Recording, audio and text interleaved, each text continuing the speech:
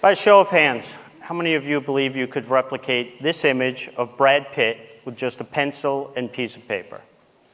Well, I'm going to show you how to do this. And in so doing, I'm going to give you the skill necessary to become a world-class artist. And it shouldn't take more than about 15 seconds. But before I do that, how many of you believe you could replicate this image of a solid gray square? Every one of us. And if you can make one gray square, you can make 2, 3, 9. Truth of the matter is, if you could make just one gray square, it'd be very difficult to argue that you couldn't make every gray square necessary to replicate the image in its entirety. And there you have it. I've just given you the skill necessary to become a world-class artist. I know what you're thinking. That's not real art. Certainly wouldn't make me a world-class artist. So let me introduce you to Chuck Close. He's one of the highest earning artists in the entire world for decades, and he creates his art using this exact technique. You see, what stands between us and achieving even our most ambitious dreams has far less to do with possessing some magical skill or talent, and far more to do with how we approach problems and make decisions to solve them. And because of the continuous and compounding nature of all those millions of decisions that we face on a regular basis, even a marginal improvement in our process can have a huge impact on our end results. And I'll prove this to you by taking a look at the career of Novak Djokovic. Back in 2004, when he first became a professional tennis player, he was ranked 680th in the world. It wasn't until the end of his third year that he jumped up to be ranked third in the world. He went from making $250,000 a year to $5 million a year in prize money alone, and of course he did this by winning more matches.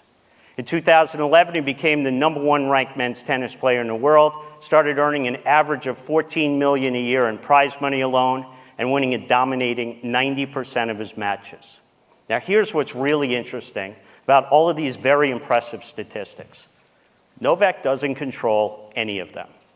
What he does control are all the tiny little decisions that he needs to make correctly along the way in order to move the probability in favor of him achieving these types of results. And we can quantify and track his progress in this area by taking a look at the percentage of points that he wins. Because in tennis, the typical point involves 1 to maybe 3 decisions. I like to refer to this as his decision success rate. So back when he was winning about 49% of the matches he was playing, he was winning about 49% of the points he played. Then to jump up, become #3 in the world, and actually earn $5 million a year for swinging a racket, he had to improve his decision success rate to just 52%. Then to become not just #1, but maybe one of the greatest players to ever play the game, he had to improve his decision success rate to just 55%. Now, I keep using this word just. I don't want to imply this is easy to do. Clearly, it's not. But the type of marginal improvements that I'm talking about are easily achievable by every single one of us in this room. And I'll show you what I mean. From kindergarten all the way through to my high school graduation, yes, that's high school graduation for me, every one of my report cards basically said the same thing. Stephen's a very bright young boy.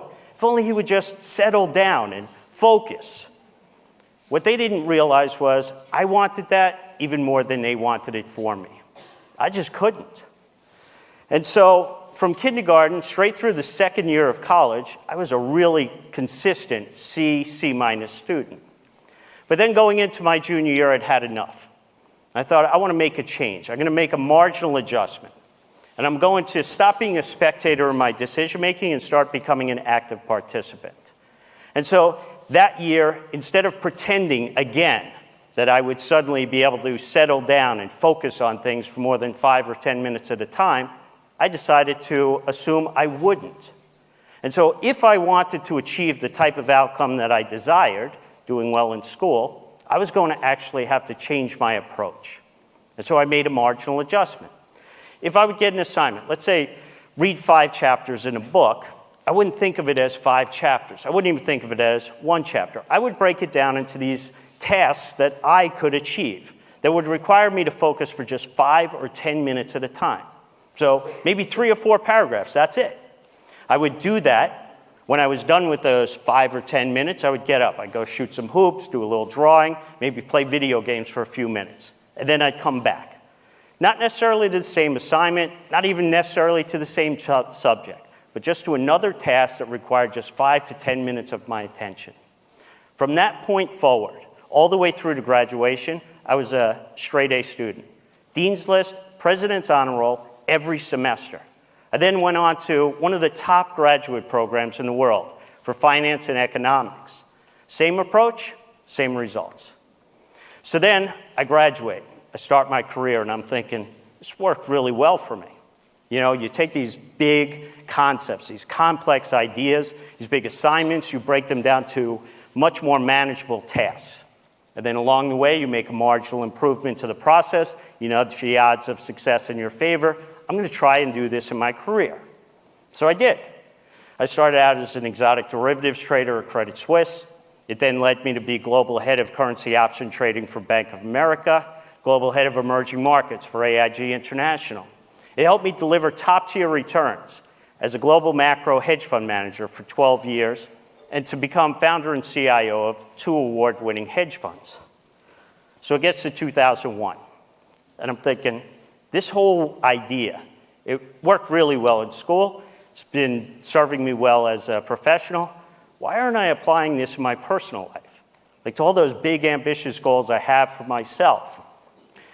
So one day, I'm walking to work, and at the time, my commute was a walk from one end of Hyde Park to the other in London. It took me about 45 minutes each way. Hour and a half a day, 7.5 hours a week, 30 hours a month, 360 hours a year when I was awake, aware, basically wasting time, listening to music on my iPod. So on my way home from work that day, I stopped at the store. I picked up the first 33 CDs in the Pimsleur German language program, ripped them and put them onto my iPod. But I didn't stop there. Because the truth of the matter is, I'm an undisciplined person. And I knew that at some point, I'd switch away from the language and go back to the music. So I removed that temptation by removing all of the music. It left me with just one option: listen to the language tapes. So 10 months later, I'd listened to all 99 CDs in the German language program, listened to each one 3 times each. I then went to Berlin for a 16-day intensive German course. When I was done, I invited my wife and kids to meet me. We walked around the city. I spoke German to the Germans. They spoke German back to me. My kids were amazed. I mean, that couldn't close their jaws.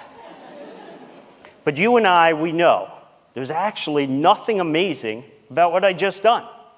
I made this marginal adjustment to my daily routine, this marginal adjustment to my process. Und jetzt, ich spreche ein bisschen Deutsch. And now I can speak some German. And so in that moment, I'm thinking, it's not supposed to be this easy for a guy like me, an old guy, to learn a new language. You're supposed to have to do that when you're a kid. And yet here I had done it, this marginal adjustment.